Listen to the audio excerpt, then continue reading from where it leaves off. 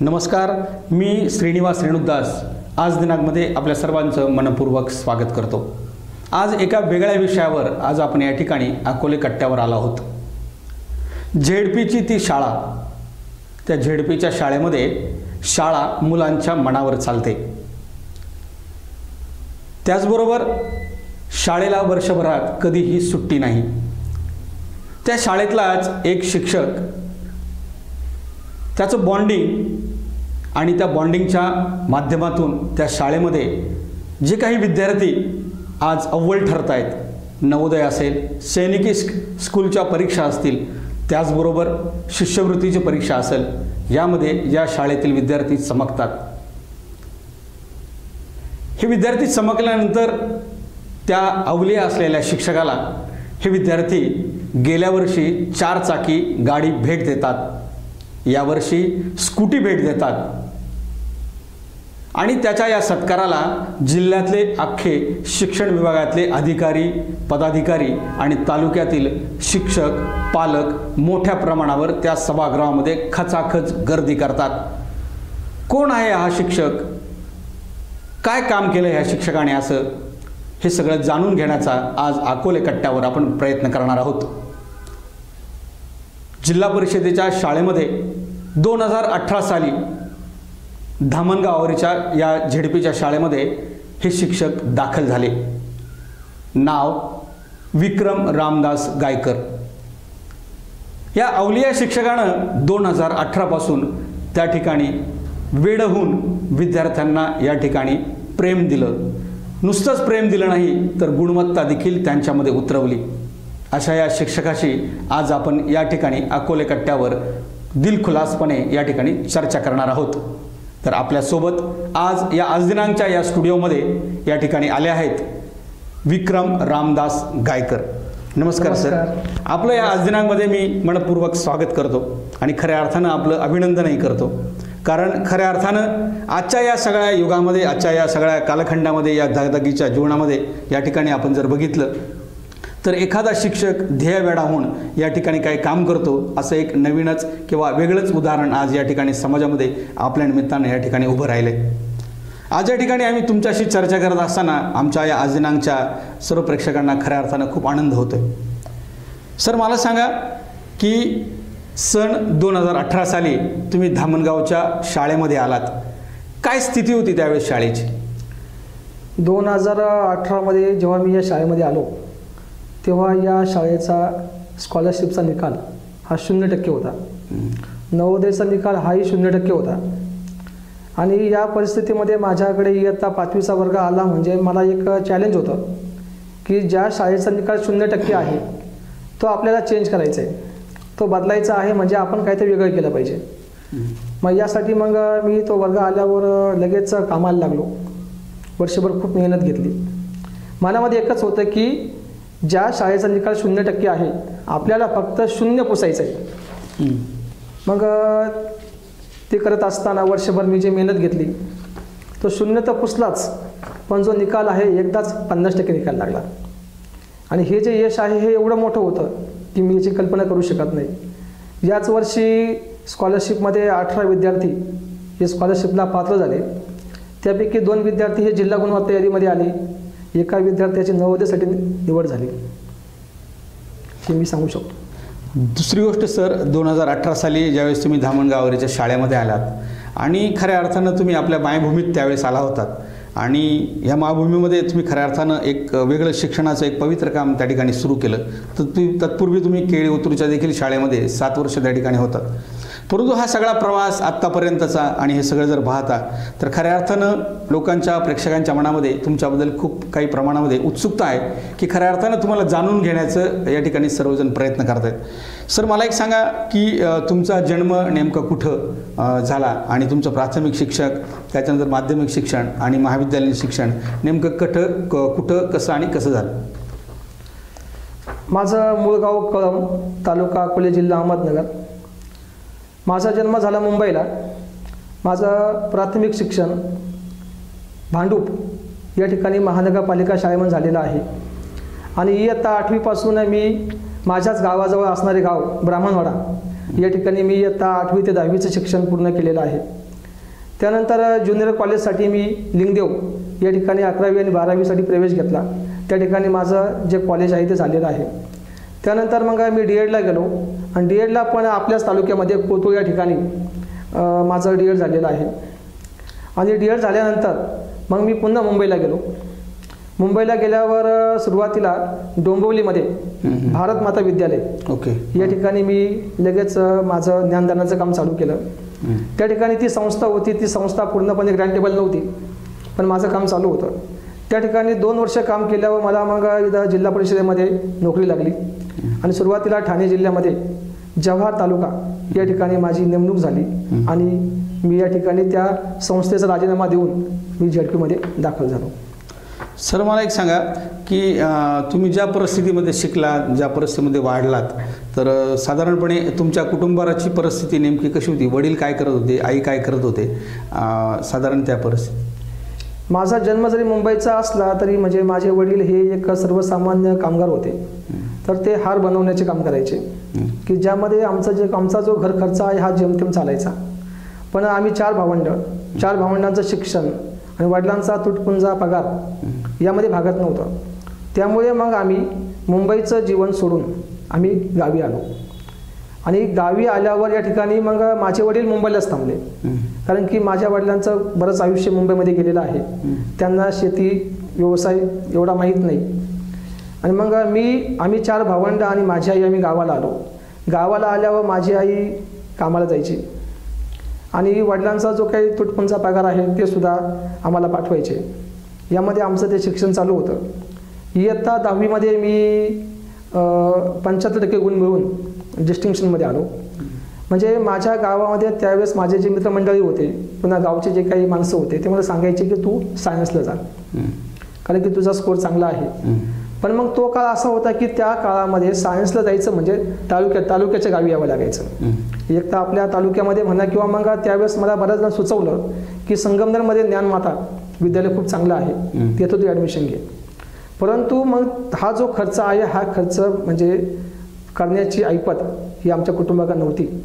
त्यामुळे तेथेच आमच्या गावाजवळ असणारे गाव लिंगदेव या ठिकाणी मी आर्ट्स शाखेमध्ये प्रवेश घेतला. आणि या शाखेमध्ये प्रवेश घेतल्यावर मी विचार केला की आपली जी परिस्थिती आहे जेमतेम आहे, मग या ठिकाणी 11वी 12वी आर्ट्समध्ये करून आपण या ठिकाणी शिक्षक सहज होऊ शकतो. या उद्देशाने मी त्या शाळेमध्ये प्रवेश घेतला आणि मला या ठिकाणी ते यश मिळालेलं आहे. तर तुम्ही मगाशी सांगितलं की तुम्ही 3 भाऊ आणि एक बहीण, असं 4 भावंड तुम्ही सगळे आहेत. तर सध्या ही भावंड नेमकी आता सध्या काय करतायत? आता 4 भावंडामध्ये सगळ्यात मोठा मीच आहे. मी तुमच्या समोर आज उपस्थित आहेच. नंबर 2चा भाऊ हा 10वी पास आहे, तर तो गावामध्येच शेती व्यवसाय करतो. नंबर 3ची माझी बहीण आहे जी राहायला सध्या मुंबईमध्ये आहे. आणि नंबर 4चा भाऊ हा माझा पुण्यामध्ये स्थायिक असून पुण्यामध्ये पिरंगुट या ठिकाणी त्याची स्वतःची शाळा आहे. सर म्हणजे एकूणच सगळं आपण जर कुटुंबाचा जर सगळं एकूण आपण बघितलं तर तुम्ही शिक्षण क्षेत्रामध्ये तुमचे भाऊ आणि तुम्ही या ठिकाणी आजही या ठिकाणी ज्ञानदानाचं या ठिकाणी काम करत आहात. तर मला एक सांगा की तुम्ही ज्यावेळेस या जव्हारवरून या ठिकाणी अकोल्यामध्ये ज्यावेळेस केळी उतूरला आलात, तर केळी उतूरला आल्यानंतर त्या ठिकाणची जी शाळा होती, तुम्ही मागाशी आपण चर्चा करताना सांगितलं की कमी पटाची शाळा होती त्या ठिकाणी. तर नेमकं मग तिथं किती वर्ष होता आणि तिथं नेमकं कसं काम उभं राहिलं ज्ञानदानाचं? केळी उतूर केंद्रामध्ये जांभळेवाडी ही माझी शाळा होती. ही शाळा अशी होती की म्हणजे ही गोडेवाडी गावाची वाडी आहे. तर गोडेवाडी गावामध्ये गाडी लावायची आणि 1.5 किलोमीटर पायी जायचं. जाताना पण 1.5 किलोमीटर, येताना पण 1.5 किलोमीटर हे पायी जावं लागायचं. आणि तिथे जी वाडी आहे की ज्या वाडीमध्ये माझी शाळा होती, त्या शाळेमध्ये जाण्या येण्यासाठी कोणताही रस्ता नाही. आजही त्या गावामध्ये पाऊल वाटच आहे. पुन्हा हे गाव पूर्णपणे डोंगराच्या कुशीमध्ये आहे की ज्या ठिकाणी मोबाईलला कोणत्या प्रकारची रेंज नसते. आणि जेव्हा मी त्या ठिकाणी गेलो तर त्या शाळेचा जो पट आहे तो पट होता 17.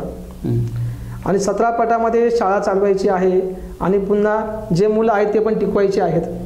यासाठी मग माझे सहकारी शिक्षक होते, आम्ही दोघांनी चांगली मेहनत घेतली.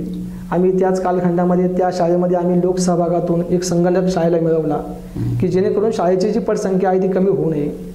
त्याचप्रमाणे समाज कल्याण विभागातर्फे मुलांना सायकली वाटप केले जातात. आम्ही त्यासाठी मुलांचे अर्ज भरून सायकली मिळवल्या की जेणेकरून मुलांची गुणवत्ता वाढली पाहिजे, मुलांना शाळेची गोडी लागली पाहिजे, यासाठी आम्ही प्रयत्न केले आणि त्या ठिकाणी सुद्धा आमचं काम सुंदर चालू होतं. सर, केळी उतरूनंतर तुम्ही थेट धामणगावावर जे आहे अकोला शहरापासून अगदी 5 किलोमीटर अंतरावर ही जी शाळा आहे, तर ह्या शाळेचा सध्या साधारण पट किती आहे आत्ता? सध्या या शाळेचा पट 300च्या पुढे आहे. आणि गावामध्ये जे काही विद्यार्थ्यांची जी संख्या आहे, तुम्ही म्हणता 300 पट त्या ठिकाणी आहे पूर्वी, परंतु असं चित्र होतं की धामणगावावरून मुलं मात्र अकोल्याला शाळेला येत होते. मग हे चित्र नेमकं कसं बदललं नेमकं तुम्ही? म्हणजे 2018मध्ये जेव्हा मी त्या शाळेमध्ये आलो तेव्हा गावातील काही मुलं हे तालुक्याच्या गावाला शिकायला यायचे. म्हणजे हे असं का होतं की मला जाणवलं की या ठिकाणी निश्चितच गुणवत्ता थोडी कमी असावी. मग हे जे मुलं तालुक्याच्या गावाला येतात, हे जर आपल्याला काही बंद करायचे असतील, हेच पुन्हा आपल्या शाळेत त्यांना आणायचं असेल, तर पहिल्यांदा आपण काहीतरी सिद्ध केलं पाहिजे. ओके. आणि त्यात सुदैवाने ज्या वर्षी मी तेथे गेलो तेव्हाच मला वर्ग इयत्ता 5वीचा आला आणि 5वीच्या वर्गामध्ये स्कॉलरशिप, नवोदय, सैनिकी स्कूल असे एक्झाम असतात. आणि या एक्झाममध्ये जर मुलांनी आपल्याला चांगलं आउटपुट दिलं तर निश्चितच त्या शाळेकडे पाहण्याचा जो काही समाजाचा कल असतो तो वेगळा असतो. मग संपूर्ण वर्षभर मेहनत घेऊन या ठिकाणी मग त्या वर्षी सैनिकी स्कूल, नवोदय परीक्षा आणि स्कॉलरशिप परीक्षा यामध्ये आमच्या शाळेला चांगलं यश मिळालं आणि जे विद्यार्थी आमच्या गावातून तालुक्याच्या गावाला जात होते ते जाणे बंद झाले. मग तुम्ही मगाशी सांगितलं की तुम्ही जवळजवळ 2018ला त्या ठिकाणी आलात आणि मग पहिल्या वर्षी नवोदयाला एका विद्यार्थ्याची त्या ठिकाणी निवड झाली आणि मग त्यानंतर 19-20, त्यानंतर 20-21, त्यानंतर 21-22 आणि 22-23 आणि 23-24 आणि आता 24-25. तर साधारणपणे नवोदय विद्यार्थ्यांच्या निवडीचा जो काही एकूण प्रवास होता हा नेमका कसा राहिला? म्हणजे कोणत्या वर्षी किती साधारणपणे नवोदयला विद्यार्थ्यांची निवड झाली असेल किंवा शिष्यवृत्तीला झाली असेल किंवा सैनिकी स्कूलला झाली, हा नेमका प्रवास कसा होता नेमका? या ठिकाणी 2018-19मध्ये आमच्या शाळेचे 2 विद्यार्थी हे जिल्हा गुणवत्ता यादीमध्ये आले स्कॉलरशिपला. एका विद्यार्थ्याची नवोदयसाठी निवड झाली. 2019-20मध्ये आमच्या शाळेचे 11 विद्यार्थी हे स्कॉलरशिपला गुणवत्ता यादीमध्ये आले आणि 3 विद्यार्थ्यांची नवोदयसाठी निवड झाली. याच वर्षी इस्रो सहलीसाठी सुद्धा आमच्या शाळेच्या एका विद्यार्थिनीची निवड झालेली आहे. 2020-21मध्ये पुन्हा एकदा नवोदयसाठी एका विद्यार्थ्याची निवड झालेली आहे आणि हा आलेख नंतर इथून पुढे चढत गेला. 2021-22मध्ये कोरोना असताना सुद्धा आमच्या गावातील पालक, त्यामध्ये आमच्या गावाचे सरपंच असतील, उपसरपंच असतील, SMC असेल, यांनी कोरोना असताना सुद्धा त्यांनी आम्हाला पूर्ण पाठिंबा दिला. म्हणजे कोरोना असताना सुद्धा आपले वर्ग बंद राहू नये आणि कोरोनामध्ये इतर शाळा बंद असताना आमच्या शाळा चालू होत्या. फक्त पालकांचं म्हणणं काय असायचं की समज एखादा मुलगा आहे की ज्याला कोरोना झालेला आहे त्याने फक्त 20 दिवस शाळेत यायचं नाही, परंतु त्यामुळे बाकीचे जे मुलं आहेत त्यांचं नुकसान नको. त्यामुळे कोरोनामध्ये सुद्धा आमचा वर्ग वर्षभर चालला की ज्यामुळे आम्हाला 2021-22मध्ये खूप मोठं यश मिळालं. गुणवत्ता यादीमध्ये 11 विद्यार्थी आले. त्यानंतर नवोदयसाठी सुद्धा 7 विद्यार्थ्यांची निवड झाली. पुढे 2022-23मध्ये पुन्हा स्कॉलरशिपमध्ये 3 विद्यार्थी गुणवत्ता यादीमध्ये आले आणि 3 विद्यार्थ्यांची नवोदयसाठी निवड झाली. 23-24मध्ये जो निकाल लागला हा जिल्ह्यात पहिला होता. 23-24मध्ये आमच्या शाळेचे 9 विद्यार्थी हे नवोदयसाठी पात्र झालेले आहेत आणि याच वर्षी 16 विद्यार्थी जिल्हा गुणवत्ता यादीमध्ये आले. आणि 2023-24मध्ये जो निकाल लागला तो निकाल एवढा प्रचंड मोठा होता की त्यामुळे आमच्या शाळेकडे पाहण्याचा जो दृष्टिकोन आहे अजूनच चांगला झाला आणि त्याचं फलित यावर्षी पुन्हा मिळालेलं आहे. यावर्षी सुद्धा आमचे 9 विद्यार्थी हे स्कॉलरशिप नवोदयसाठी निवड झालेले आहे आणि स्कॉलरशिपमध्ये सुद्धा 51 विद्यार्थी आमचे पास झाले असून 28 विद्यार्थी हे जिल्हा गुणवत्ता यादीमध्ये येण्याचे आमचे चान्सेस आहेत. मला एक सांगा सर की सगळ्यांच्या मनामध्ये प्रश्न आहे की आपण मगापासून नवोदय अशी चर्चा या ठिकाणी करतोय. नवोदय ही जी शाळा आहे नेमकी काय थीम आहे? नवोदय शाळा म्हणजे नेमकं काय? नवोदय शाळा म्हणजे जी शाळा केंद्र शासनाची आहे. या ठिकाणी जे विद्यार्थी नवोदयमध्ये पात्र होतात ते तेथे जातात. तेथे गेल्यावर त्या विद्यार्थ्यांना इयत्ता 6वी पासून तर 12वी पर्यंत सर्व शिक्षण फ्री आहे. पुन्हा त्या ठिकाणी ज्या काही सवलती आहेत बाकीच्या शाळांच्या मानाने त्या ठिकाणी ज्या सवलती आहेत खूप चांगल्या आहेत. पुन्हा ही शाळा पूर्णपणे CBSE पॅटर्न अवलंबून आहे. त्या ठिकाणी संपूर्ण CBSE सिलेबस शिकवला जातो की जो भविष्यामध्ये तुम्हाला JEE असेल, नीट असेल, हे जे काही टॉप एक्झाम असतात त्यासाठी आपल्या यांचा फायदा होत असतो. आणि दुसरी गोष्ट अजून सर अशी याच्यामध्ये तुम्ही मगाशी म्हटले की CBSEला जे विद्यार्थी असतात तर त्यांना साधारणपणे ही जे JEEची असेल किंवा नीटची परीक्षा या ठिकाणी सोपी जाते. परंतु मग आपले जे काही मुलं जे आहेत समजा साधारणपणे ही जी मुलं आपले ग्रामीण भागातली जी मुलं आहेत तर ही मुलं थोडीशी त्या ठिकाणी कमी पडतानाचं चित्र आपल्याला काही वेळेस पाहायला मिळतं. परंतु नवोदयला विद्यार्थी जे निवडले जातात त्यांना JEE असेल किंवा नीटची परीक्षा आहे ही त्या ठिकाणी सोपी जाते. तर मग नवोदयचा जो अभ्यासक्रम आहे हा नेमका कसा आहे? म्हणजे आपल्या रेग्युलर अभ्यासक्रमासारखा आहे की वेगळा आहे, काय नेमकं? आता समजा इयत्ता 5वीमध्ये जेव्हा विद्यार्थी आमच्याजवळ असतात तर त्यावेळेस नवोदयचा जो काही क्वेश्चन पेपर आहे त्यामध्ये विषय 3 असतात. एक मानसिक क्षमता चाचणी असते की ज्याला 50 गुण असतात. नंबर 2चा अंकगणित असतो त्याला 25 गुण असतात. आणि नंबर 3चा विषय मराठी असतो की ज्याला 25 गुण असतात. असा हा जो काही नवोदयचा क्वेश्चन पेपर आहे हा 100 गुणांचा असतो. आणि ज्या 100 गुणांच्या क्वेश्चन पेपरमध्ये जो विद्यार्थी 90+ जातो त्याची त्या ठिकाणी निवड होत असते. आता हा जो आपण विषय मगाशी बोललो मानसिक क्षमता, अंकगणित आणि मराठी, तर हे जे मानसिक क्षमता हा जो विषय आहे हा नेमका याचा सिलेबस कसा आहे नेमका? मानसिक क्षमता चाचणी हा जो काही विषय आहे यामध्ये आकृती असतात. आकृती 40 असतात आणि मार्क्स 50 असतात. त्यामध्ये तेथे ज्या आकृत्या असतात त्या पाहायच्या असतात. मग या ठिकाणी तुमचं जे काही पाहणी तुम्ही कसं पाहता निरीक्षण ते महत्त्वाचं आहे. पुन्हा तुम्हाला त्यात काय आकलन झालेलं आहे. मग निरीक्षण आणि आकलन या ठिकाणी गोष्टी महत्त्वाच्या असतात की ज्या म्हणजे नवोदयचा जो सिलेबस आहे किंवा नवोदयचा जो क्वेश्चन पेपर आहे त्यामध्ये मानसिक क्षमता चाचणी हा जो विषय आहे अत्यंत सोपा असतो. फक्त तो आपण काळजीपूर्वक पाहिला पाहिजे. नंतर ते अंकगणित जो हा विषय आहे हा कसा आहे नेमका? अंकगणिताचं असं आहे की म्हणजे इयत्ता 5वीचा शाळेचा जो सिलेबस आहे त्याच्यापेक्षाही पुढचा सिलेबस हा या अंकगणितामध्ये असतो. अंकगणिताचा अभ्यास करत असताना आपल्याला इयत्ता 6वीचा जो गणिताचा सिलेबस आहे याचा आपल्याला सपोर्ट घ्यावा लागतो.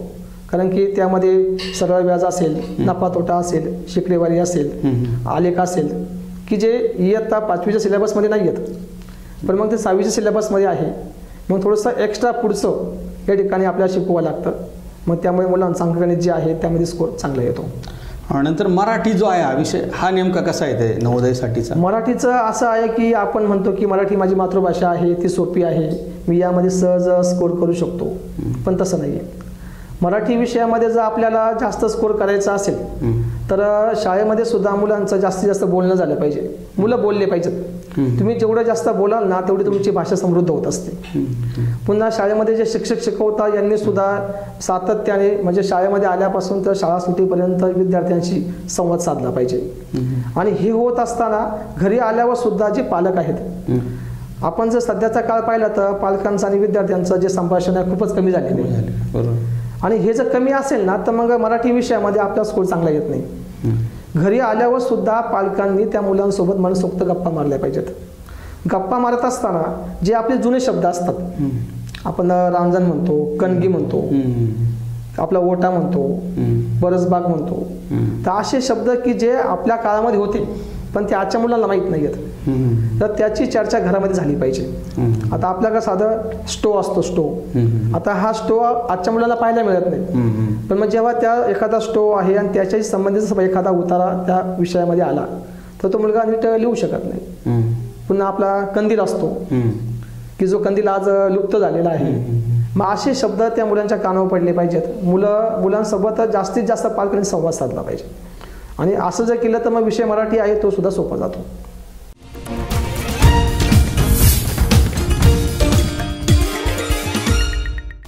दुसरी गोष्ट अजून अशी की ऑलरेडी मुलांना हा जो काही अभ्यासक्रम सध्या रेग्युलर आपण जो पाहतोय, तर अगदीच आपण पाहतोय की त्यांचे मोठे दप्तरं जे आहेत आज, म्हणजे ते मुलांना पेलवतसुद्धा नाही, तितकी मोठे दप्तरं आहेत, इतकी मोठी पुस्तकं आहेत आणि हे सगळं आहेत. हा सगळा अभ्यासाचा त्याच्यावर लोड असतो आणि प्लस आता परत तुम्ही म्हणता नवोदयचा हा, आणि परत नवोदयचा अभ्यासक्रम पण तो तेवढा हार्ड आहे. मग हे जे काही नेमकं हे गणित जे आहे नेमकं, मग तुम्ही हे नेमकं कसं साधता नेमकं, कारण रेग्युलर अभ्यास परत हा अभ्यास, ही नेमकी तयारी तुम्ही कशी करून घेता नेमकी मुलांकडे? आता असं आहे की म्हणजे आपली जे जिल्हा परिषद शाळा आहे, तर या शाळेचा जो काही डेली जो काही टायमिंग असतो तो 10:30 ते 5 असतो. पण माझा जो वर्ग आहे त्याचा जो टायमिंग आहे तो सकाळी 9 ते सायंकाळी 6 वाजेपर्यंत असतो. मग हा जो काही माझ्याकडे सकाळी आणि संध्याकाळी जो एक्स्ट्रा वेळ आहे, तर मग त्या वेळामध्ये सकाळी जेव्हा मुलं 9 वाजता शाळेमध्ये येतात, तर 9 ते 11 असं 2 तासामध्ये जी आपली स्कॉलरशिप परीक्षा आहे त्याचा तो सिलेबस शिकवला जातो. आणि 11 वाजल्यापासून तर 4 वाजेपर्यंत आपला शाळेचा सिलेबस तो शिकवला जातो. आणि संध्याकाळी 4 ते 6 या 2 तासामध्ये नवोदयचा जो सिलेबस आहे तो शिकवला जातो. कारण की या ठिकाणी म्हणजे शाळेचा सिलेबस असेल, नवोदयचा असेल, स्कॉलरशिपचा असेल, म्हणजे प्रत्येक जो सिलेबस आहे तो एकमेकाशी संबंधित असतो. त्यामुळे हे तिन्ही जे सिलेबस आहेत ते शिकवले गेले पाहिजे. नुसता शाळेचा शिकवायचा किंवा नुसता स्कॉलरशिप शिकवायचा किंवा नुसता नवोदय शिकवायचा असं जर केलं तर मग आपलं जे यश आहे ते मिळत नाही.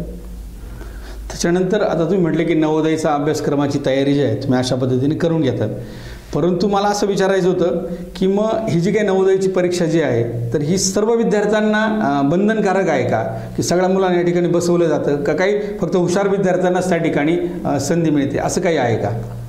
आता आपली जी काय जिल्हा परिषद अहिल्यानगर आहे या ठिकाणी आपल्या जिल्ह्याचे CEO आशिष शेरेकर साहेब, तर यांनी काय केलेलं आहे की आपल्या जिल्ह्यातील सर्व विद्यार्थी त्यासाठी बसले पाहिजेत.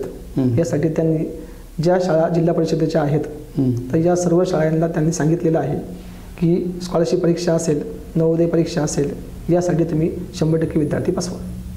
त्यामुळे मग झेडपीच्या सगळ्या शाळेमध्ये 100% विद्यार्थी हे आपल्या जिल्ह्यामध्ये बसवले जातात. ओके, मग आता मला एक सांगा की आता तुम्ही म्हटले की हा जो काही मुलांकडनं जी तयारी केली जाते तर याच्यामध्ये सकाळी थोडंसं अगोदर शाळा भरवली जाते आणि नंतर थोडीशी उशिरा सोडली जाते, हे झालं सगळं ठीक आहे, बरोबर आहे. परंतु मग सुट्टीच्या दिवशी पण काही विद्यार्थ्यांना बोलवलं जातं का? म्हणजे आता माझा जो वर्ग आहे वर्गाचा असा आहे की दरवर्षी 1 मेला माझा वर्ग चालू होतो. 1 मेला तो वर्ग चालू झाल्यापासून तर जोपर्यंत स्कॉलरशिप परीक्षा, नवोदय परीक्षा जोपर्यंत संपत नाही तोपर्यंत वर्गाला एकही दिवस सुट्टी नसते. त्यामध्ये मग सण असेल, जयंती असेल, रविवार असेल तर सुट्टी केव्हाच नसते. आणि ती सुट्टी नाही म्हणून या ठिकाणी तो सिलेबस वेळेमध्ये संपतो आणि मुलांचा आपल्या जास्तीत जास्त सराव करून घेता येतो. आणि जे काही आपल्या वर्गामध्ये जे लहान मुलं असतात तर लहान मुलांचं असं आहे की समज त्या लहान मुलांना समज एक 8 दिवस जरी गॅप पडला ते जे शिकवलेलं असतं ते पुन्हा विसरतात. मग ते आपण जे शिकवलेलं आहे ते विसरू पण नाही, त्यांच्यामध्ये सातत्य राहिलं पाहिजे. त्यामुळे मग त्यांना रोज शाळेमध्ये बोलवावं लागतं. सुट्टी जेव्हा रविवार असेल, जयंती असेल की ज्या दिवशी शाळेला सुट्ट्या असतात त्या दिवशी मग आम्ही तो कालावधी कमी ठेवतो, पण मग मुलांना शाळेमध्ये बोलवतो की मुलांचा जो काही रोजचा जो प्रवाह आहे तो नीट व्यवस्थित राहिला पाहिजे, मुलं पुन्हा ब्लँक होऊ नये.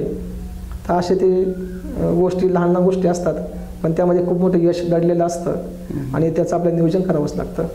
दुसरी गोष्ट अशी की आता तुम्ही नवोदयची ही जी काही सगळी तयारी करून घेत असतात, ठीक आहे, तुमच्या नॉलेजप्रमाणे किंवा तुमच्या पद्धतीने तुम्ही तयारी करत असतात, परंतु हे सगळं करत असताना त्याला जोडून काही प्रकाशनांचा पण तुम्ही आधार या ठिकाणी घेत असतात.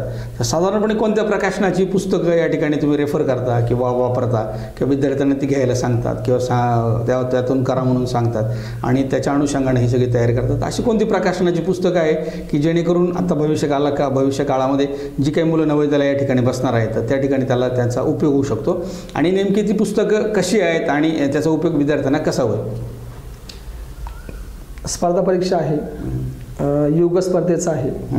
स्पर्धेमध्ये टिकायचं आहे म्हणजे आपल्याला वेगवेगळे प्रकाशन असतात, त्यांचा उपयोग निश्चितच केलाच पाहिजे. मग या ठिकाणी म्हणजे माझा जो काही फर्स्ट जो काही रेफरन्स आहे तर नवनीत प्रकाशनला आहे. नवनीत प्रकाशनचे जे पुस्तकं आहेत मग ते स्कॉलरशिपच्या असू द्या, नवोदयच्या असू द्या, खूप चांगले आहेत.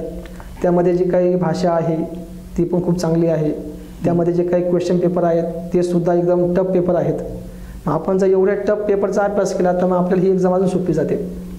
आणि हे करत असताना आपण यालाच जोड म्हणून या ठिकाणी जीनियस मॅथ तेही पुस्तक चांगलं आहे. त्याचप्रमाणे पक्का पाया, अक्षरगंगा, शब्दतरंग असे जे वेगवेगळे प्रकाशनं आहेत आपण या सर्वांचा उपयोग करू शकतो. परंतु हे करत असताना सर्व प्रकाशनं तुम्ही एकदाच घेऊ नका. सुरुवातीला तुम्ही नवनीचं प्रकाशन घेतलेलं आहे, जोपर्यंत तुमचं हे क्लिअर होत नाही तोपर्यंत पुढचं प्रकाशन आणू नका. तुम्ही मुलांचं, आपल्या समोर जे मुलं आहेत त्यांचा बुद्ध्यांक किती आहे, त्यांनी कितपत घेतलेला आहे याच्यावर तुम्ही एक एक प्रकाशन वाढवत जा. पण एकदमच 5-5 प्रकाशन एकदाच आणायचे आणि एकदाच मुलांसमोर ठेवायचे, त्यामुळे मग मुलांचं थोडंसं या ठिकाणी कमी जास्त होऊ शकतो. तेवढी एक काळजी घेतली पाहिजे. दुसरी गोष्ट अजून अशी याच्यामध्ये दिसते एकूण की काल आम्ही तो कार्यक्रम बघितल्यानंतर पालकांची संख्या, विद्यार्थ्यांची संख्या, अधिकारी, त्याच्यानंतर वेगवेगळ्या क्षेत्रातले लोकसुद्धा त्या ठिकाणी त्या कार्यक्रमाला उपस्थित होते. आणि एकूणच तुमच्या या सगळ्या कामाची चर्चा संपूर्ण तालुक्याभर, जिल्ह्याभर या ठिकाणी सुरू आहे. मला एक सांगा की हे जे काही विद्यार्थी तुमच्यासोबत आहेत की त्यांना तुम्ही ज्ञानदानाचं त्या ठिकाणी काम करतात, की नेमकं ह्या विद्यार्थ्यांचं आणि तुमचं जे बॉन्डिंग आहे तर हे नेमकं इतकं घट्ट बॉन्डिंग हे कसं होऊ शकलं? नेमकं काय चॅलेंज तुमच्यासमोर होतं आणि तुम्ही नेमकं याच्यामध्ये कसे यशस्वी झालात? हे बॉन्डिंगचं काय नेमकं गमक काय? म्हणजे सध्याचा काळ असा आहे की जे विद्यार्थी असतात त्यांना शिक्षा करायची नाही आणि शिक्षा न करता सुद्धा तुम्हाला निकाल लावायचा आहे. मग यासाठी बरेच पर्याय असतात. यामध्ये माझ्याकडे एक गोष्ट अशी आहे की म्हणजे दुपारच्या सुट्टीमध्ये जेव्हा मुलं जेवण करतात, मी त्या मुलांसोबत जेवत असतो. आणि जेवत असताना सुद्धा माझ्या वर्गामध्ये जेवढे विद्यार्थी आहेत प्रत्येकाच्या टिफिनमधला एक एक घास खात असतो. माझ्या विद्यार्थ्यांचं म्हणणं असं असतं की माझं घ्या, माझं घ्या, माझं घ्या. मग ते आपण सगळ्यांचं घ्यायचं असतं. त्यानंतर सकाळी शाळेमध्ये गेल्यावर आपण प्रत्येक विद्यार्थ्याशी हस्तांदोलन करायचं असतं. म्हणजे गेल्या गेल्या पहिलं हस्तांदोलन, मुलांना लगेच समजतं सर आपलेच आहेत. म्हणजे तुम्हाला यासाठी काय काय करता येईल ते आपण केलं पाहिजे. तुम्ही विद्यार्थ्यांच्या जेवढं जवळ जाल तेवढा विद्यार्थी तुम्हाला चांगला निकाल देतील. म्हणजे विद्यार्थी आणि तुमची जवळीक जेवढी घट्ट असेल तेवढा तुमचा निकाल हा चांगला असतो. या ठिकाणी दुसरी एक गोष्ट अशी आहे की विद्यार्थ्यांना मारायचं पण आपणच, त्यांचे डोळेही आपणच पुसायचं, त्यांना जवळही आपणच घ्यायचं. त्यांना समजतं शिक्षक आपल्या मारतात, डोळे आपले पुसतात आणि जवळ घेतात आणि वेळप्रसंगी खाऊ पण देतात. म्हणजे प्रेमाने घ्यायचं, सगळं घ्यायचं. कारण की स्कॉलरशिप असेल, नवोदय असेल, शाळेच्या व्यतिरिक्त हा सिलेबस आहे. म्हणजे निश्चितच हा सिलेबस विद्यार्थ्यांना अवघड आहे. अवघड सिलेबस मुलांना द्यायचा आहे म्हणजे आपण तो असं दम देऊन असं काय देऊ शकत नाही. त्यासाठी मग आपण त्यांच्या कलेने, पुन्हा त्यांना प्रेमाने अंजारून गोंजारून आपण तो सिलेबस त्यांच्याकडून पूर्ण करून घ्यायचा असतो. आणि त्या मग पुढचा जे काही क्वेश्चन पेपर असतात ते सोडवून घेणे, पुन्हा ते करत असताना विद्यार्थ्यांना बक्षिसं देणे. मग जे काही बक्षीस असतात ते त्यांना एक वेगळंच असतं. बक्षीस देत असताना आता माझं असं आहे की प्रत्येक पेपर झाल्यावर त्या पेपरमध्ये जे विद्यार्थी चांगले गुण मिळवतात प्रत्येकाला एक 10 रुपयाचा बिनबक्षीस असतो.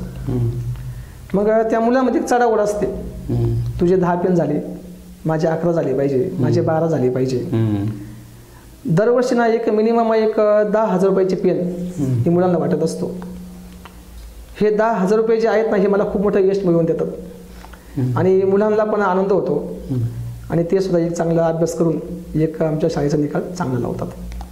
दुसरी गोष्ट आपण मगाशी चर्चा करत होतो, आपण अगोदर इंटरव्ह्यू घेण्याच्या आधी गप्पा मारत होतो, त्यावेळेस आपण बोलता बोलता आपला असा एक विषय झाला की कधी कधी काय असतं की शिक्षक विद्यार्थ्यांना रुटीन लावून देत असतात की आज हा क्लास, उद्या तो क्लास, आज हा गृहपाठ करून आणा, आज हे करा, आज हे ते करा.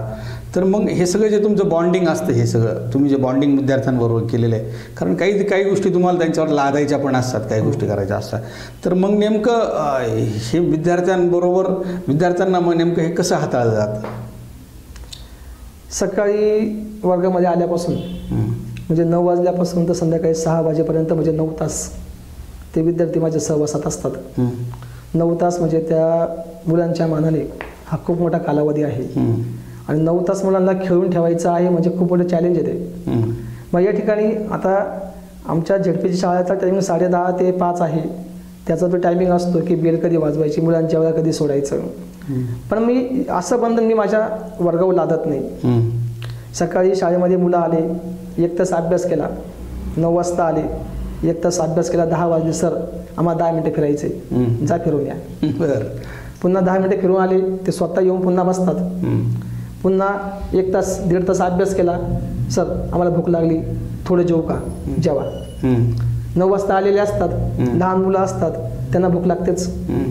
आपल्या शाळेचा जो टायमिंग आहे जेवणाचा हा दुपारचा 1:30 आहे.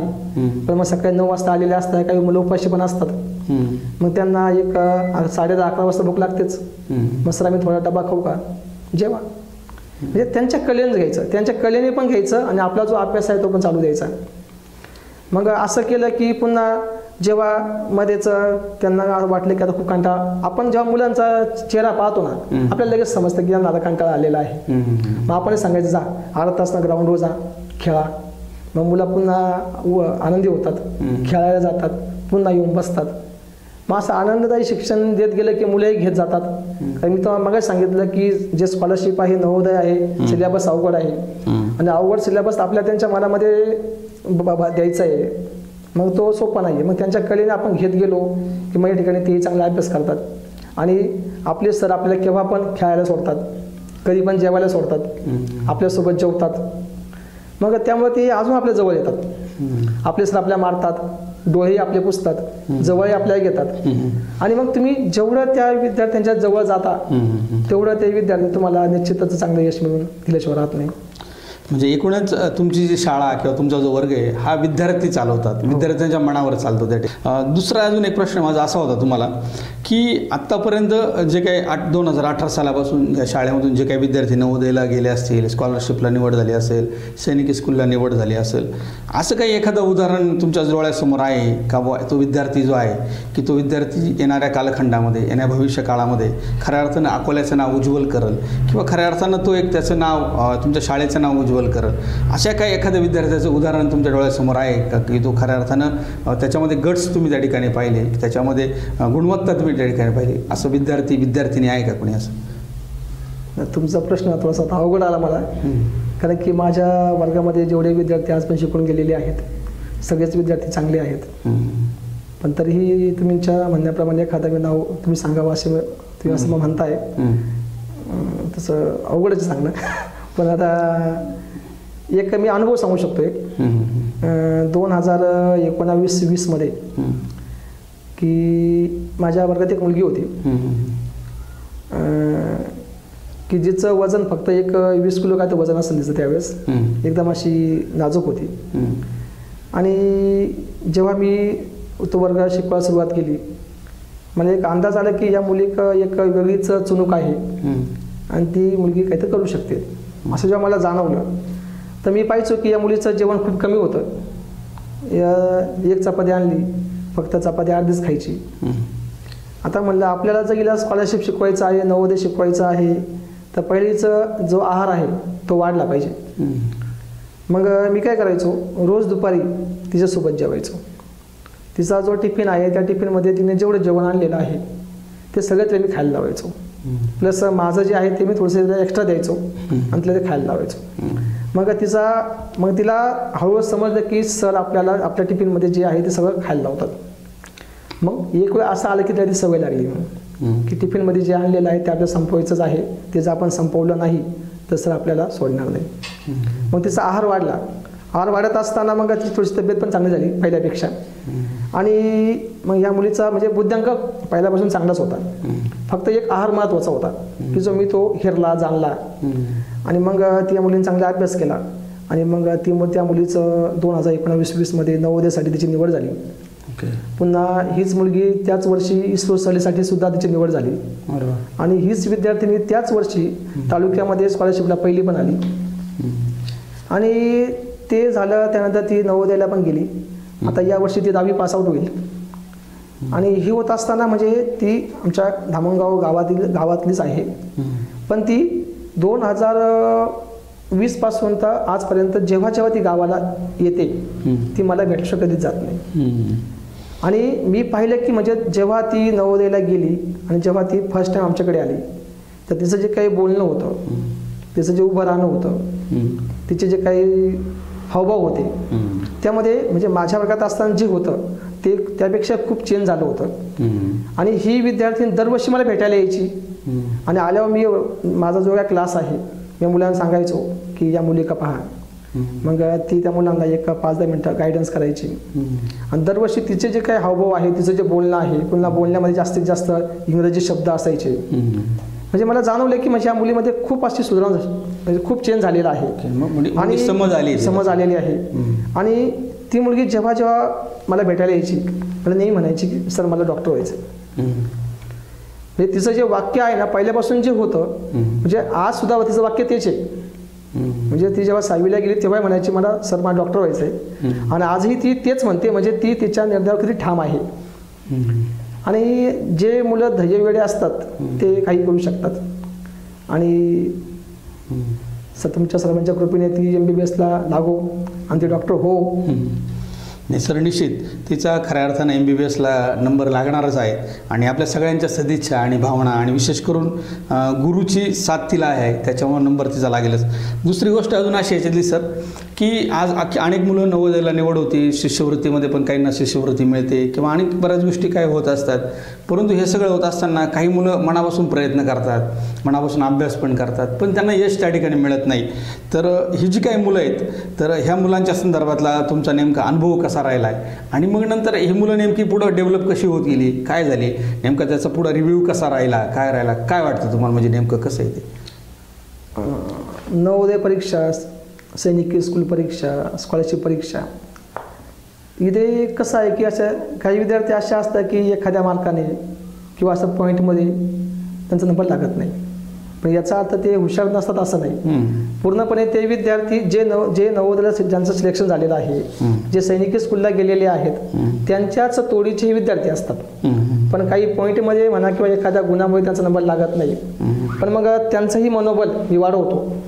कारण की मला सांगायला तुम्हाला नक्की लागेल की जेव्हा नवोदयाचा निकाल लागतो दरवर्षी, माझा अनुभव सांगतो, नवोदयाचा निकाल लागल्यावर नवोदयासाठी ज्या मुलांची निवड होते तो जो आनंद आहे तो मला साजरा करताच येत नाही. कारण की न लागलेले जे मुलं असतात ना त्यांचं रडणं जास्त असतं. मग मला त्यांच्या घरी जावं लागतं. म्हणजे नवोदयाला मुलं लागलेली आहेत तो आनंद आहे, परंतु पहिल्यांदा ज्या मुलांचं रडणं चालू आहे त्यांचं सांत्वन करणं पहिलं महत्त्वाचं असतं. आणि मग ते जे विद्यार्थी असतात त्यांच्या पालकांचे मला फोन येतात, सर माझा मुलगा ऐकत नाही, माझी मुलगी ऐकत नाही, तिचं रडणं चालू आहे. मग प्रथमतः मला त्यांच्या घरी जावं लागतं. आणि मग तो सगळा दिवस हात्यामध्ये जात असतो. पण मग ते लागले नाही याचा अर्थ ते हुशार नव्हते असं अजिबात नाही.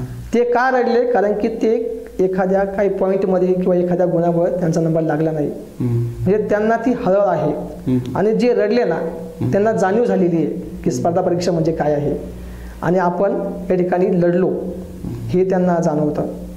आणि मग हे जे मुलं असतात, मग जरी समजा बाकीचे मुलं नवोदयाला गेले, जे गेले नाही मी नेहमी त्यांच्या संपर्कामध्ये असतो, आजही आहे. म्हणजे दरवर्षी माझ्याकडे वर्ग 5वीचा आहे, पण 5वीचा वर्ग असताना माझे जे मुलं 8वीला गेलेले असतात मी त्यांनाही माझ्यासोबत मला जेवढं या मुलांसोबत त्यांना देता येईल मी त्यांना देत असतो. की ज्याप्रमाणे माझ्या काळ असताना ते गुणवत्ता यादीमध्ये आले होते आणि 8वीला पण ते आले पाहिजे याकडे माझं पूर्ण लक्ष असतं. याही वर्षी मी तेच केलेलं आहे. आणि जेवढं शक्य आहे तेवढं करायचं. आणि मग जे पुन्हा मुलं माझ्यापासून शिकून पुढे गेलेले असतात, पण ज्यांना मी जेव्हा त्यांना पुन्हा बोलवतो या माझ्याकडे या 2 तास माझ्याकडे बसा, तर त्यांचा तो आनंद खूप वेगळा असतो. की आमच्या सरांनी म्हणजे आम्ही 5वीला असताना आता आम्ही 8वीला गेलो 9वीला गेलो तरी आमचे सर आम्हाला बोलवतात, 2 तास बसवतात, आम्हाला शिकवतात. आजही त्यांचा तो आनंद जेव्हा आपण त्यांच्या चेहऱ्यावर पाहतो तर मनाला खूप समाधान वाटतं. दुसरी गोष्ट अजून अशी सर की आत्ताचा जो काही कालखंड आपण जर बघितला तर मोठ्या प्रमाणावर प्रायव्हेटायझेशन शिक्षण क्षेत्रामध्ये झालेलं आहे. मोठमोठ्या शाळा आलेल्या आहेत, वेगवेगळ्या भौतिक सुविधा त्या ठिकाणी त्या विद्यार्थ्यांना दिल्या जातात. आणि त्या ठिकाणी मोठ्या प्रमाणावर फी पण त्या ठिकाणी मोठ्या प्रमाणावर असते. आणि आज मात्र तुमचं जे ज्ञानदानाचं जे काम चाललेलं आहे एका ग्रामीण भागामध्ये, एका छोट्या गावामध्ये, एका झेडपीच्या शाळेमध्ये, एकूण जर बघितलं तर खाजगी ज्या शाळा आहेत तिथल्या सुविधा असतील, तिथले शिक्षक असतील, त्याच्यानंतर इकडे झेडपीच्या शाळेतले एकूण शिक्षक सगळं जर बघितले, इथल्या सुविधा मिळणाऱ्या सुविधा असतील, एकूण जर आपण जर हे दोन्हीचं जर आपण हे जर बघितलं तर याच्यामध्ये फार मोठी आपल्याला तफावत त्या ठिकाणी पाहायला मिळते. परंतु मग अशा कालखंडामध्ये आपण या ठिकाणी झेडपीच्या शाळांमध्ये विद्यार्थ्यांना या ठिकाणी असं करावं लागतं आपल्याला कधी कधी की बाबा शाळांमध्ये विद्यार्थ्यांना आणावं लागतं किंवा त्या ठिकाणच्या शाळेला त्या ठिकाणी ते प्रयत्न करावे लागतात. इथं मात्र चित्र उलटं आहे की या ठिकाणी तुमच्या शाळेमध्ये येण्यासाठी आज शहरातल्या अकोले शहरातले असतील, बाकीच्या बाजूच्या गावातले जे विद्यार्थी असतील या ठिकाणी तुमच्याकडे शाळेमध्ये प्रवेश घ्यायचा या ठिकाणी सुरू असतं. परंतु या ठिकाणी हे सगळं करत असताना ह्या सगळ्या याच्यामध्ये गेल्या वर्षी तुम्हाला एवढं मोठं नवोदयाच्या विद्यार्थ्यांना यश मिळाल्यानंतर त्या ठिकाणी त्या पालकांनी 4 चाकी गाडी त्या ठिकाणी तुम्हाला सप्रेम भेट दिली. त्याचबरोबर यावर्षी तुम्हाला दुचाकी गाडी या ठिकाणी भेट दिली. नेमक्या काय भावना होत्या तुमच्या नेमक्या हे स्वीकारताना? नेमकं मनामध्ये काय येत होतं आणि काय एकूण काय चलपट डोळ्यासमोर होता? नेमकं कसं होतं सगळं? गेल्या वर्षी जो निकाल लागला नवोदयाचा लागला, स्कॉलरशिपचा लागला, तर नवोदयचा निकाल हा माझा जिल्ह्यात पहिला होता. गेल्या वर्षी आपल्या तालुक्यामध्ये 13 विद्यार्थी हे नवोदयसाठी गेले. 13पैकी 9 विद्यार्थी माझ्या शाळेचे होते. आणि मग शाळेचा निकाल लागलेला आहे, पुन्हा निकाल जिल्ह्यामध्ये पहिला आहे. आणि मग माझ्याकडे 2023-24ला जे पालक होते त्यांच्या मनामध्ये असं आलं की आपल्या सरांनी वर्षभर मेहनत घेतली, त्यांनी ती मेहनत पाहिली, ठीक आहे, जे यश आहे ते माझं एकट्याचं नाही आहे, यश मी, माझे विद्यार्थी, माझे पालक सर्वांचंच आहे.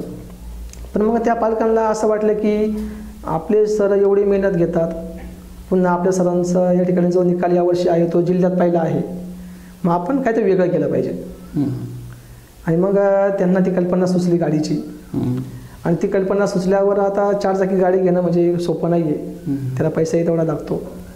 पण मग त्यांची जी कल्पना आहे मग तिथून त्या मागील माझ्या जे काय पहिल्या 5 बॅच होत्या 5वीच्या, त्यांनाही ती कल्पना समजली की या वर्षी जे पालक यांचं असं चालू आहे. मग मागील 5 वर्षाचे पालक त्यामध्ये पुन्हा सहभागी झाले, कारण हे सगळे विद्यार्थी माझ्याकडून शिकून गेलेले आहेत, सर्वांना माझं काम माहीत आहे. आणि मग एक कामाची दखल म्हणून सगळेच एक 6 वर्षाचे पालक एकत्र आले आणि त्यांनी तो एवढा मोठा निधी गोळा केला. आणि तो निधी गोळा करत असताना मग आता हे सगळं झालं, मी सांगतो काय झालं. तर म्हणजे पहिल्यांदा 23-24चा जेव्हा निकाल लागला तर त्या बॅचचे जे पालक आहेत त्यांनी मग त्यांच्यामध्ये ते निधी गोळा केला. आणि त्यांचा उद्देश काय होता की आपण सरांना एक 2 व्हीलर गिफ्ट देऊया. मग त्यांनी जेव्हा ते पैसे गोळा करायला सुरुवात केली तर मग त्यांचा उद्देश काय होता की आपलं एक 17,000 रुपये गोळा झाले की आपण सरांना एक गाडी घेऊ शकतो. पण मग ते पैसे गोळा करत असताना ती रक्कम लाखाच्या पुढे गेली. लाखाच्या पुढे गेलं मग त्यांचा प्लॅन बदलला की आता आपण सरांना बुलेट घेऊया. आणि मग पण हे त्यांचं जवळजवळ 1-1.5 महिना चालू होतं ते. असं करता करता ती रक्कम 1 लाख, 2 लाख, 3 लाख, 4 लाख, 5 लाख अशी वाढत गेली. आणि शेवटी मग ते 4 जागेवर जाऊन पोहोचल्यावर मग त्यातील काही पालकांनी बाकीच्या सांगितलं की तुम्ही सरांना 4 चाकी गाडी देताय तर सरांना गाडीच येत नाही. आणि मग त्यातल्या 1-2 पालकांनी मला फोन केला की सर आम्ही तुम्हाला गाडी गिफ्ट देतोय. ते जेव्हा ते शब्द मी जेव्हा फर्स्ट टाइम ऐकले ना, म्हटलं 4 चाकी गाडी मला देत आहे. म्हणजे ते शब्दामध्ये सांगणं अवघड आहे. बरोबर. मग त्यांचं म्हणणं असं आलं की एक 10-1 दिवसामध्ये तुम्हाला गाडी गिफ्ट द्यायची आहे, तुम्ही ना ड्रायव्हिंगचे क्लास लावा. मग तेव्हा मी ते ड्रायव्हिंगचे क्लास लावले. आणि मग त्यानंतर ती गाडी आली. म्हणजे तो आनंद खूपच वेगळा होता. आणि आता या वर्षीचं जे आहे तर हे याची मी कल्पना केलीच नव्हती, कारण की आता म्हणजे माझ्याकडे आता आज 4 चाकी आहे, 2 चाकी आहे, म्हणजे माझ्याकडे गाड्या आहेत. मग माझं मग काय सांगायचं की यावर्षी आपला निकाल पुन्हा चांगला लागलेला आहे, पुन्हा आपण जिल्ह्यात पहिलं आलेलो आहोत, पालक आपल्याला चांगला सत्कार करतील. पण गाडी घेतली माझ्या मनात नाही, कारण आपल्या गाड्या आहेत. आणि पण यावर्षी पण पालकांनी त्यांचं ते नियोजन केलं. आणि नियोजन केल्यावर मग ते डायरेक्ट शोरूमला गाडी घ्यायला गेले. आणि शोरूमला गाडी घ्यायला गेल्यावर त्या ठिकाणी ज्याच्या नावावर गाडी घ्यायची आहे त्याचा आधार कार्ड गरजेचं आहे. तेव्हा त्यांनी मला फोन केला की सर आम्ही तुम्हाला गाडी देतोय, तुमचा आधार कार्ड पाठवा. मी त्यांना म्हणवलं माझ्याकडे 4 चाकी आहे, 2 चाकी आहे, मला गाडीची गरज नाही. पण त्या पालकांचं म्हणणं असं आलं की आम्ही तुम्हाला जी गाडी देतोय ती तुमच्याकडे नाही आहे. मग मी काही बोललो नाही. मग त्यांनी ते नियोजन केलं आणि त्यांनी यावर्षी पण 2 चाकी गाडी गिफ्ट दिलेली आहे. या ठिकाणी माझ्यावर या 7 वर्षामध्ये ज्या ज्या पालकांनी म्हणजे मला एक प्रेम दिलं, खरंच असे पालक मला लाभले हे सुद्धा एक मी स्वतःला एक नशीबवान समजतो. दुसरी गोष्ट सर अजून अशी की आता आपण बघत असतो की एखादा शिक्षक थोडं कुठंतरी छोटंसं एखादं काम करतो किंवा सामाजिक असेल किंवा शैक्षणिक योगदान ज्ञानदानाचं काम करत असेल, हे सगळं करत असतो आणि केल्यानंतर मग तो काय करतो की त्याची एक पुरस्काराची फाईल तयार करतो. मग ती झेडपीला पाठवतो, राज्य सरकारला पाठवतो, केंद्र सरकारला पाठवतो, राष्ट्रपतीला पाठवतो आणि ते पुरस्कार तो मिळवतो, त्या ठिकाणी करतो. पण सर एवढं सगळं काम या ठिकाणी ज्ञानदानाचं करत असताना तुम्हाला असं कधी वाटलं नाही का बुवा आपण पुरस्कारासाठी आपली फाईल एका ठिकाणी करावी? पुरस्काराच्या संबंधीमध्ये माझे जे शिक्षक मित्र आहेत यांनी मला सल्ले दिले की सर तुमचं काम चांगलं आहे, तुम्ही फाईल बनवा, तुम्हाला निश्चितच जिल्हा पुरस्कार मिळेल. पण मग एक मन काय सांगतं की आपलं जे ज्ञानदानाचं काम चालू आहे हे काम चांगलं आहे, पुन्हा पालकही आपली दखल घेतात. आणि त्यातल्या त्यात माझी बायको हे मी सांगू इच्छितो, तिचं म्हणणं असं आहे की तुम्हाला जर समजा पुरस्कार पाहिजे असेल तर तुम्ही हा वर्ग सोडून द्या. या ठिकाणी म्हणजे मी सकाळी दिवस उगल्यापासून तर रात्री 10 वाजेपर्यंत कधी कधी घरी पोहोचत नाही. या ठिकाणी म्हणजे माझ्या बायकोचा पण खूप मोठा त्याग आहे त्यामध्ये. मी तिला वेळच देत नाही. मला एक मुलगी मला एकच मुलगी आहे, ती सुद्धा शिकायला बाहेर आहे. आणि मग तिचं म्हणणं असं आहे की मी तुम्हाला कधीच काय बोलत नाही आणि तुम्हाला जर पुरस्कार मिळवायचा असेल तर मग हा वर्ग सोडून द्या. त्यामुळे मग आमच्या कधी असं मनामध्ये असं कधी आलं पण नाही की आपल्याला पुरस्कार मिळावा म्हणून आपण ती फाईल बनवली पाहिजे. तेव्हा कधी तो विचार केलाच नाही. असं तर काही संस्थांनी स्वतःहून काही पुरस्कार तुम्हाला दिल्याचं मला कळाले. तर कोणत्या कोणत्या संस्थांनी असे एक पुरस्कार तुम्हाला या ठिकाणी मिळाले की ज्याचा उल्लेख आपण या ठिकाणी करू शकतो? आता सगळे नाव माझे आता सध्या पाठ नाही आहेत, परंतु मला आतापर्यंत ज्या विविध संस्था आहेत तर त्यांनी मला एक 10 पुरस्कार दिलेले आहेत. यामध्ये rotary club Akole, rotary club Ahmednagar म्हणजे आत्ताच अहिल्यानगर, त्यानंतर मुंबईच्या पण 2 संस्था आहेत त्यांनी पुरस्कार दिलेले आहेत. त्यानंतर गेल्या वर्षी आपलं अहमदनगर जिल्हा गणित अध्यापक मंडळ यांनीही पुरस्कार दिलेला आहे. तर असे एक 10 पुरस्कार या ठिकाणी मला मिळालेले आहेत. त्यांनी कामाची दखल घेतलेली आहे. एकूणच सर आपण मागापासून चर्चा करतोय एकूण सगळ्या तुमच्या शैक्षणिक प्रवासाबद्दल, एकूण ज्ञानदानाच्या ज्या या सगळ्या कामाबद्दल. तर मला एक सांगा की आता आपण ज्या स्टेजला आहोत, आता तुम्ही ज्या स्टेजपर्यंत या ठिकाणी पोहोचलात आणि काम करतात, तर आत्ता इथून पुढं बसणारे जे नवोदयाला विद्यार्थी जे बसणार आहेत समजा, मग ते आपल्या शाळेतले असतील, जिल्ह्यातले असतील, देशातले असतील, राज्यातले असतील, तर ह्या विद्यार्थ्यांना आणि ह्या पालकांना तुम्ही नेमका काय संदेश द्याल?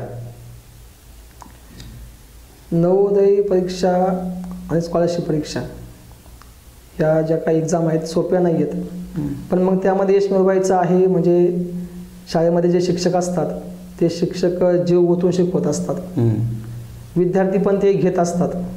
पण मग शिक्षक शिकवत असताना, विद्यार्थी घेत असताना एक आईवडील म्हणजे त्या मुलाचे पालक यांची सुद्धा एक जबाबदारी आहे की दिवसभर शाळेमध्ये जे शिकवलं गेलेलं आहे त्याची पुन्हा एक उजळणी ही घरी आल्यावर त्या मुलाची झाली पाहिजे.